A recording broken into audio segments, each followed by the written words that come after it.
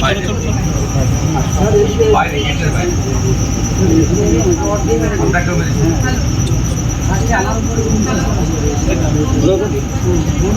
দেখে নিচ্ছি আমাদের যা ক্ষতি হইতে হবে না, যে প্রথমাইটিকে খুন করার শিক্ষা পাচ্ছে না। আমি করছি এখনো গোটা কত গুন্ডা হয়ে গেছে। আমি দেবব্রত মাইতির ঘটনা কি করেছি তোমরা জানো, যা করার করবো সেটা ফেরানোর ক্ষমতা ভগবান আমাদের, বাকি যেটা করেন নম্বর 436।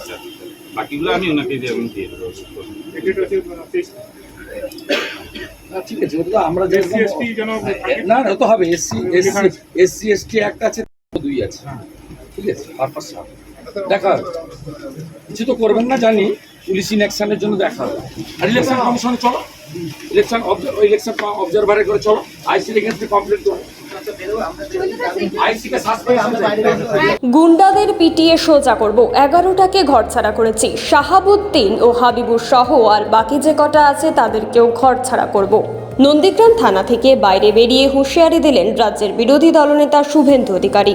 তিনি জানিয়েছেন, মনসুর মান্নান, শামসুল আলম ওরা আমাকে চেনে না, আমি মমতাকে নন্দীগ্রামে হারিয়েছি।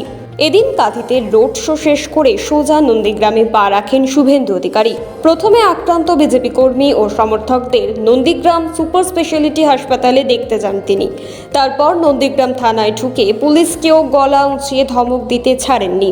গুন্ডাদের পিটিয়ে সোজা করবো, একদম 11টাকে ঘরছাড়া করেছি, শাহাবুদ্দিন হাবিবুর সহ বাকি যে কটা আছে ঘরছাড়া করবো।